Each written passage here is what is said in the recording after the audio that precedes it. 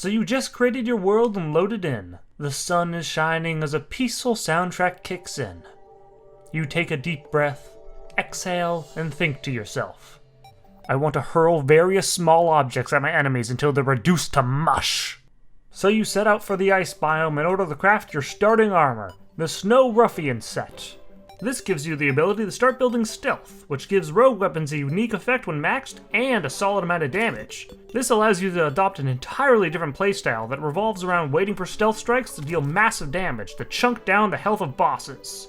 And as you see the damage numbers and read the different stealth strike effects, you proudly say, oh yeah, I can make this work. So you go spelunking for some ores, looking for any gold and throwing daggers you can find. And speaking of find, a lucky find, the Trinket of Chi. After enough searching, you return to your scrubby little base and make the Gilded Dagger. With a set of armor and a cool class weapon, you take on the early game bosses. Starting off, King Slime. Thanks to the stealth strikes from your dagger ricocheting across the battlefield, the small slimes that respond are no issue.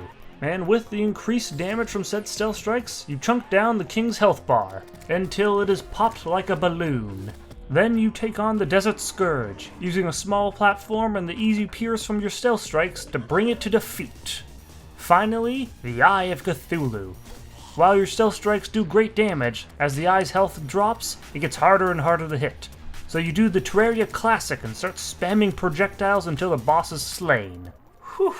That was a good boss rush to familiarize myself with the class.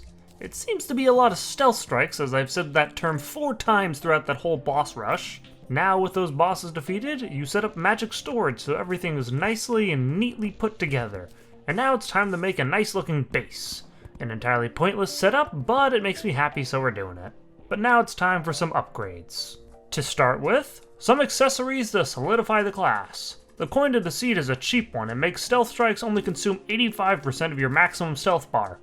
Which is more than the percent of people that have actually subscribed. Come on, don't let the Coin to the Seed beat you. Yeah, that's right, it's beating you. You're losing to it. I'm not, this is a manipulation tactic. This is my problem, but I'm making it, you're the loser here. Then you start your elevator for Obsidian to craft the Raider's Talisman, which increases the crit chance after every successful stealth strike, which combos perfectly with his last accessory, the Rotten Dog Tooth. This accessory applies a damage reduction debuff to enemies hit by stealth strikes, so you slay enough rot dogs to acquire the item to unlock your spam option. Now you just need some new weapons to complement this spam. Might as well kill 2 birds with 1 stone by going to the Sulfuric Sea for some acid wood and sulfuric scales from the Acid Rain event. The wood and the scales make new armor, and a simple water bottle in the scales make you a new chemical weapon. This has escalated very quickly. Anywho, with the contaminated bile, you dive into the Sunken Sea because the Calamity devs thought that adding 2 different ocean biomes wasn't enough. As you mine sea prisms, you stay on the lookout for any giant clams in order to free the Sea King and buy the Snap Clam. Which is awful, so you buy the Sand Dollar instead. Then back at home, you craft the Sea Foam Bomb to check explosive armaments off your War Crime bingo card. Now you are way over-prepared for the following bosses, but, whatever. Off to the Crimson to take on both the Perforators and the Brain of Cthulhu. The Brain falls to simple spam and dodge abuse, and the Perforators fall to the ninja virtue of patience. AKA, waiting for health regen to kick in while the boss just kind of hovers there. With both of those bosses taken down, it's time to upgrade your movement. So after you take down the Goblin Invasion, you take to the skies and search for some aerialite ore. After finding a floating island and mining out the precious ore, you head home to craft some feather knives and a pair of wings. But that's not all. You defeat the Perforators a few more times to get enough Crimtane bars to craft some tooth balls. Finally, you search the underground for the Tinkerer to take his table and leave him there to rot. Ah, crap, he moved in. Now you combine some accessories and have significantly buffed your movement. Too bad you can't combine any rogue accessories yet. Devs left that for hard mode only. But now you can confidently take on the curse of the dungeon itself, Skeletron. Thanks to the homing stealth strikes from the feather knives, the fight is over quick and easy. Now you descend into the depths of the dungeon, totally not accidentally activating Torch God by spamming torches. Yeah, I'm totally not that. Well, as you slay the creatures of the dungeon, one of the Dark Casters drops the Shinobi Blade, which you... And with this blade, I awaken. Oh, you're one of the talking ones. I am much more than that. I am the hope of the universe. I am the answer to all living things that cry out for peace. I am protector of the... Yeah, whatever, Naruto. Just go grab the Cobalt Shield. This knockback is getting annoying. So after returning home with your new weapon, it's time for some potion buffs.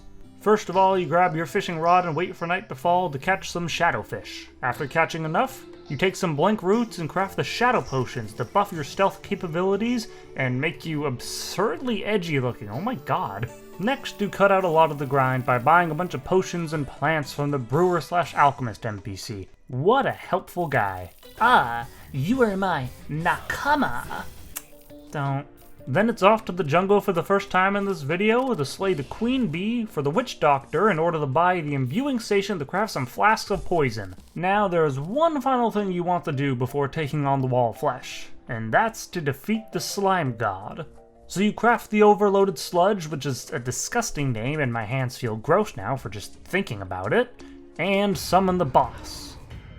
And then die, because you're still using that tiny basic arena. Potentially picking up some different weapons would be a good choice. And abandon my ninja way? Fat chance! Ugh, fine, have it your way. You quickly upgrade the arena with longer platforms, more heart lanterns, and even more campfires. Then you re-challenge the boss, using your mobility as best you can to avoid the overwhelming pressure these two create. Through some effort and some skill, you overcome the slime god and take their loot. Using the purified gel and a solidifier, you craft the static refiner. And with that, you craft your new armor, the Statagel armor. And wait, Rogue, did you pick this armor because it makes you look like a ninja? Mochi Roan? Oh my god. Fine, enjoy making your Hellbridge and your stuffy cosplay. I will. And so you start construction on the Hellbridge in preparation for the Wall of Flesh. Really enjoying the process of tearing down these annoyingly large and in-the-way towers that your world came with. After lining your bridge with obsidian platforms, you grab a guide voodoo doll and toss it into the lava below, summoning the final boss of Pre-Hardmode, Ikimasho.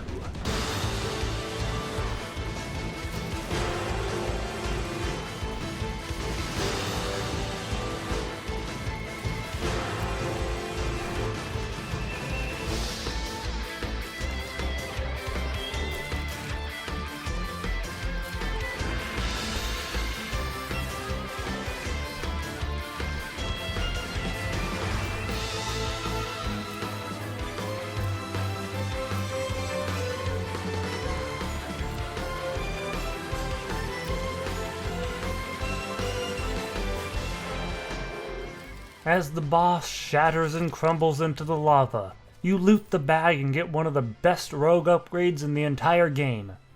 A single extra accessory slot. Now you can finally start getting into the meat of this class. Can it wait? What? Why?